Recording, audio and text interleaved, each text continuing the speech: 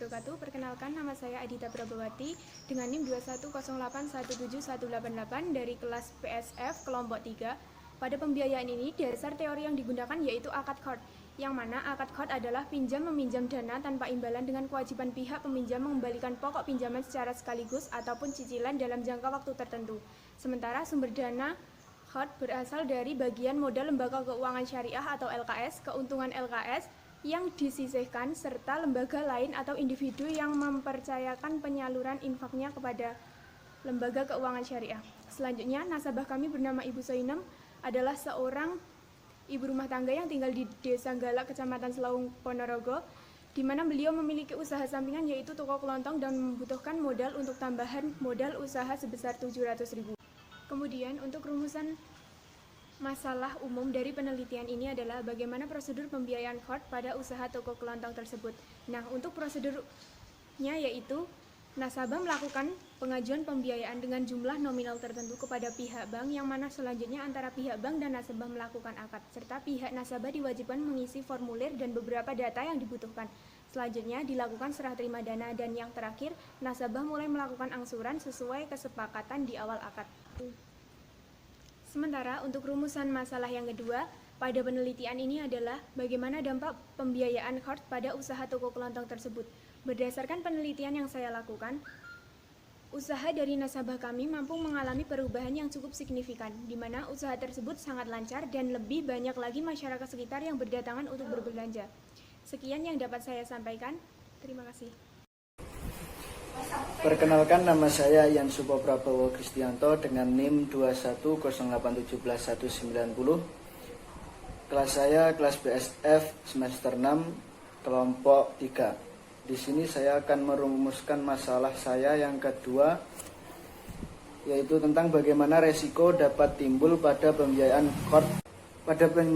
Pada pembiayaan kepada Ibu Soinem ini, untuk kendala dalam mengangsur sepertinya tidak ada, sebab nasabah selalu tepat waktu dalam mengangsur sewa dikarenakan angsuran yang dibayarkan nasabah setiap minggunya telah disepakati di awal dan didasarkan pada kemampuan membayar nasabah.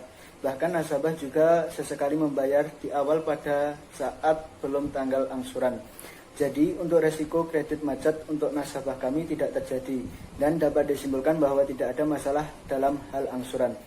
Namun dilihat dari keadaan yang saat ini, yaitu dengan adanya virus COVID-19, maka terjadi sedikit kendala bahwasanya angsuran itu antara nasabah ke minibank harus tertahan di para mahasiswa atau agen dari minibank. Cukup sekian dari saya. Apabila ada kurang dan lebihnya saya mohon maaf. Sebelumnya, perkenalkan, nama saya Dr. Minur Faroki dengan nomor Indo Mahasiswa 210 817 209 kelas PSF kelompok 3. Di sini saya akan merumuskan masalah saya yang yaitu mengenai bagaimana proses negosiasi pembiayaan khord pada usaha toko kelontong Ibu Soinem. Dalam pembiayaan khord di laboratorium Minibank IR Ponorogo, negosiasi sangatlah penting. Tentunya pada proses awal kelompok kita melakukan wawancara kepada si nasabah dengan menanyakan berbagai hal, yaitu mengenai usaha nasabah, pendapatan nasabah, dan pekerjaan suami nasabah. Dari ketiga hal tersebutlah yang kelompok kami jadikan sebagai indikator untuk layak atau tidakkah usaha Ibu Soinem kita biayai. Cukup sekian dan terima kasih. Perkenalkan, nama saya Muhammad Aziz Akbar Maton, NIM 210817177, kelas Perbankan Syariah F semester 6 kelompok 3. Di sini saya akan menjelaskan rumusan masalah yang kedua tentang aplikasi pelaksanaan pembiayaan khord pada usaha toko kelontong. Aplikasi pelaksanaan pembiayaan khord pada usaha toko kelontong adalah sebagai berikut. Yang pertama adalah proses negosiasi. Proses ini bertujuan agar nasabah dan pihak bank bernegosiasi, menyetujui dan mengetahui tentang jenis pembiayaan, berapa besar pembiayaan tersebut, tanggal angsuran, dan lain-lain. Selanjutnya melakukan penyusunan form dan pengumpulan berkas-berkas yang dibutuhkan. Berikut berkas yang harus dipenuhi untuk pengajuan pembiayaan khord, yaitu Yang pertama, biodata lengkap calon nasabah. Yang kedua, NISMAJ. Yang ketiga, finansial nasabah. Yang keempat, fotokopi KTP, kelengkapan berkas. Dan yang terakhir, tanda tangan nasabah. Setelah melakukan pengisian form dan pengumpulan berkas-berkas, selanjutnya kita akan melakukan proses pengajuan ke lab mini bank YN Ponorogo. Namun sebelum kita mengajukan ke lab mini bank YN Ponorogo, karena ini adalah praktek pembiayaan, maka kita harus melakukan persetujuan dengan tanda tangan dari dosen pengamat mata kuliah. Yang kedua, tanda tangan dari pihak mini bank YN Ponorogo. Yang ketiga, tanda tangan anggota kelompok. Selanjutnya yaitu proses pencairan. Dalam hal ini kita diharuskan untuk menunggu paling lambat 1 minggu untuk proses pencairan dana pembiayaan. Tanggal 24 Februari 2020 dana sudah cair. Dan yang terakhir adalah proses angsuran, yaitu rencana awal dijadwalkan setiap bulan melakukan angsuran, yaitu sebesar 175.000.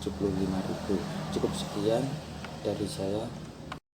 Perkenalkan, nama saya Alfiatur Rohmah, NIM 2108171194, kelas PSF semester 6 kelompok 3. Saya di sini akan menjelaskan sedikit tentang rumusan masalah keempat, yaitu gambaran aplikasi pembiayaan di Laboratorium Minibank Syariah IAIN Ponorogo. Laboratorium Minibank Syariah IAIN Ponorogo ini merupakan lembaga keuangan yang dimiliki oleh IAIN Ponorogo yang bergerak dalam bidang penghimpunan dana dan penyaluran dana, yang dimana nasabahnya ialah mahasiswa IAIN Ponorogo itu sendiri, dosen, serta staf yang bekerja di kampus IAIN Ponorogo. Dalam penyaluran dana, salah satu jasa yang disediakan adalah produk CORD. CORD merupakan pemberian harta kepada orang lain yang dapat ditagih kembali.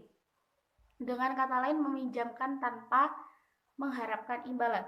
Jadi apabila meminjamkan uang 500.000, maka kita harus yang berhak kita minta cuma 500.000 tersebut. Kita tidak boleh memintanya dengan imbalan barang maupun uang tambahan lainnya. Terus selama pembiayaan CORD pada usaha kelontong Ibu Soinem ini, kita mengalami sedikit kendala. Kita belum bisa melaksanakan pelunasan kepada pihak Laboratorium Minibank karena hal tersebut dikarenakan pandemi COVID-19 yang sedang menjadi permasalahan di dunia pada sekarang ini. Jadi Minibank masih tutup hingga batas waktu yang belum ditentukan. Perkenalkan, saya Dita Francisca dengan NIM 2108171189 dari kelas PSF kelompok 3. Di sini saya akan menjelaskan tentang rumusan masalah saya yang kedua, yaitu bagaimana proses pengawasan pembiayaan HOT pada usaha toko kelontong. Proses pengawasan atau monitoring usaha toko kelontong ini kami lakukan setiap 2 minggu sekali atau setiap pengambilan angsuran. Dalam hal pengawasan ataupun monitoring yang kami lakukan adalah menanyakan seberapa berkembangnya usaha dari nasabah kami dengan adanya pembiayaan HOT ini, dan juga menanyakan adakah kendala dalam pembiayaan HOT, misalnya kredit macet ataupun sebagainya. Tetapi setiap kali kelompok kami mengadakan kunjungan ke sana, tidak ada masalah, karena tempat usaha dari nasabah kami itu selalu ramai dengan pelanggan. Dapat disimpulkan bahwa itulah proses pengawasan yang kelompok kami lakukan.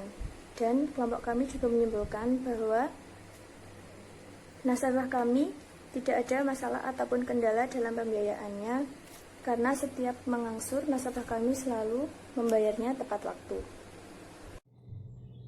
Saya Ayan Angga David, NIM 2108151556, kelas PSF dari kelompok 3. Saya akan mempresentasikan tentang strategi penanganan pembiayaan bermasalah. Poin yang pertama, klasifikasi kolektabilitas pembiayaan.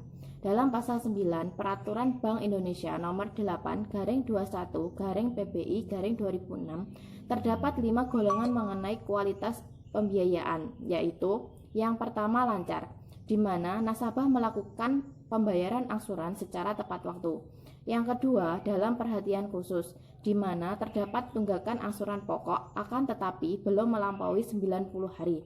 Yang ketiga, kurang lancar, di mana terdapat tunggakan angsuran pokok dan masalah keuangan pada nasabah. Yang keempat, diragukan, di mana terdapat tunggakan angsuran pokok dan kapitalisasi bunga. Yang kelima, macet, di mana terdapat tunggakan angsuran pokok dan kerugian operasional terjadi pada bank. Poin yang kedua, faktor penyebab pembiayaan bermasalah. Faktor penyebab pembiayaan bermasalah dibagi menjadi dua, yaitu faktor internal dan juga faktor eksternal. Faktor internal adalah faktor yang disebabkan oleh bank dan juga nasabah itu sendiri. Sedangkan faktor eksternal adalah faktor yang menyebabkan pembiayaan bermasalah selain dari pihak bank dan juga nasabah. Poin yang ketiga, strategi penanganan pembiayaan bermasalah. Strategi penanganan pembiayaan bermasalah dibagi menjadi dua, yaitu stay strategi dan juga phase out strategi. Demikian presentasi dari kami. Apabila ada kurang lebihnya mohon maaf. Wallahul muwaffiq ila aqwamit thoriq. Wassalamualaikum warahmatullahi wabarakatuh.